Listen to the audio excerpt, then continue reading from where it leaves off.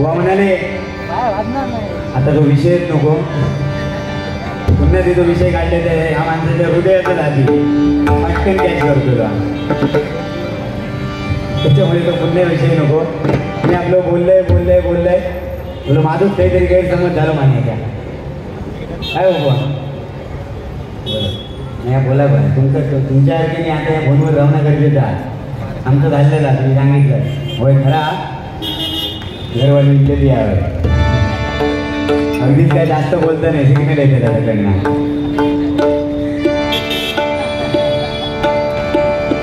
व काय म्हणाले बाजारात पाठवले मी 50ची 25 मागितला, 30ची 15 मागितल्या, 20ची 10 मागितल्या, फुकट म्हटल्यावरती 2 किलो सांगितल्या. बरोबर आहे बुवा, कारण फुकट गावलेला कोण सोडील, पण काय फुकट घेऊ भया याव समजा भया. बरोबर ना बुवा, खाऊची गोष्ट कधी फुकट घेऊ नये, ती पचणारच नाही. सकाळी तर आपला काम दाखवलेला बरोबर की नाही, खाऊची गोष्ट फुकट घेता नाही. कारण कसं आहे बघा बुवा, सत्तेसाठी देवाला दुधाचा अभिषेक करणारे, कारण तो फुकट आहे ना, सत्तेसाठी देवाला दुधाचा अभिषेक करणारे अनेक नेते पाहिले, पण स्वराज्यासाठी स्वतःच्या रक्ताचा अभिषेक करणारे फक्त छत्रपती शिवराय होते.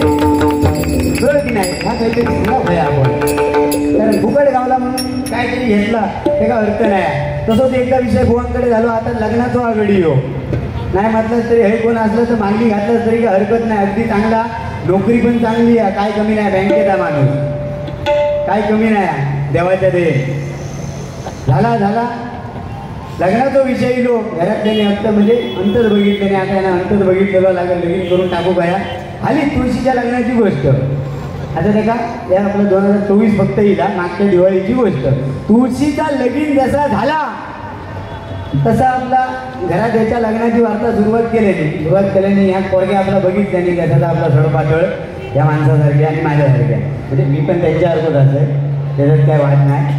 सडपातळ या आपला असा पोरगा बघितल्याने पोरग्या आणि घरात सांगून ठेवल्याने बघा पाठी जाता नाही स्थळ जा काय जेवढा फेकूक जमा तेवढा फेकून द्यायचा, म्हणजे एकदा तर फिक्स होऊन जाऊन ते झाला बाबा. पोरगी इली, पोरीवाले इले, पोरीची आऊस आणि बापू समोर बसली, पोरगी आपली, पोरगेचा भाव बसलो थंय बाजू, पोरगेचा भाव बसलो, एका सगळा चाय पाणी वगैरे झाला आणि एका प्रश्न विचारल्याने बाबा सुयश खय कामधंद्यात खय असेल तर सांगितलं बँकेत असेल म्हणून, पगार किती आहे, पगार मोपा तरी पण आपलं सांग आपलं किती आहे, आकडं लक्ष देऊ गो ना, दुसऱ्या दिवशी लावू गो, म्हणजे इलो तर इलो जे आकडो काय तो सांग. तर ह्या माणसानं काय सांगितलं, बरोबर नाही म्हटलं तरी 1.5 लाख रुपये पगार आहे. अक्षरशः पोरीवाल्यांनी फुल कॉलर बिलर टाईट केली, ह्या गाड्यांचं कॉलर टाईट केल्या, कारण घरात तसं सांगितलेला होता, अगदी चाकून सांगायचा, जेवढं जमा तेवढा फेकून द्यायचा. त्या सगळ्यांना सांगितलं 1.5 लाख रुपये पगार असा, आणि सांगल्यान ह्याची काही गोड जाय ना, सगळ्या ह्याका बोलायची भरपूर सवय ना, तर सांगितलं 1.5 लाख रुपये पगार, पण सगळ्या कापून 8,000 हातात येतात. आता काय ह्याच्यात कापल्या तर देवाक ठेव, म्हणजे इतक्या येऊ फेकणार माणूस, बरोबर ना, बाय जायच्या थय बरोबर ना.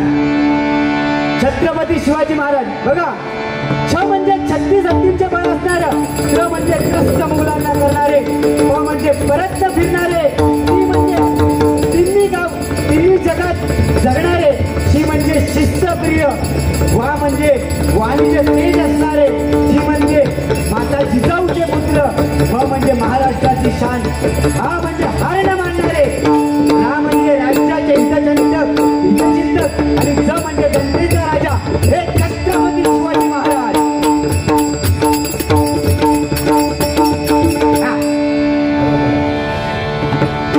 गावठी गणगो रूपाच्या अभंगाला सुरुवात करूया व गजरातून, कारण वेळ खूप कमी आहे, दोघांचाही गजर व्हायचा आहे आणि गजरामधून फुल मनोरंजन होणार आहे. गोवांका अकडे तकडे जाणार नाही आम्ही, कारण कमरेच्या खाली लावतो ह्यो आमचा विषय नाही. काय होईल का गौतमी पाटील पर्यंत, सॉरी बुवा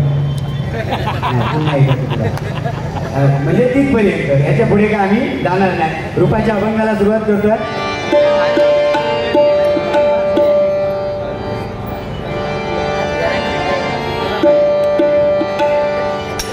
आमचे ज्येष्ठ गुरुबंधू आणि आमचे मार्गदर्शक नितीनजी गावकर बुवा इथे उपस्थित आहेत. उपलब्ध म्हटलं त्या माणसानं ॲम्ब्युलन्सवर गेलो. काय गड्या हे काय म्हणायचं काय तुका? जाऊ नाही म्हणजे त्याका लिंग हा त्याका पुढचा काय काय हा म्हणजे असं नाही. रूपाच्या अभंगाला सुरुवात करतोय. गजराच्या माध्यमातून दोन्ही बुवा फुल निकळ मनोरंजन करणार. जोरदार एकदा टाळ्या होऊन जाऊ दे. एवढा प्रेक्षक वर्ग इथे आहे की त्यांच्यासाठी एकदा जोरदार टाळ्या होऊन जाऊ दे. कारण डोंबिवली म्हटल्यानंतर डोंबिवली आणि भजन हे खरंच समीकरण आहे. आणि इथे घरोघरी भजनी बुवा दिसणार, घरोघरी एक कलाकार दिसणार.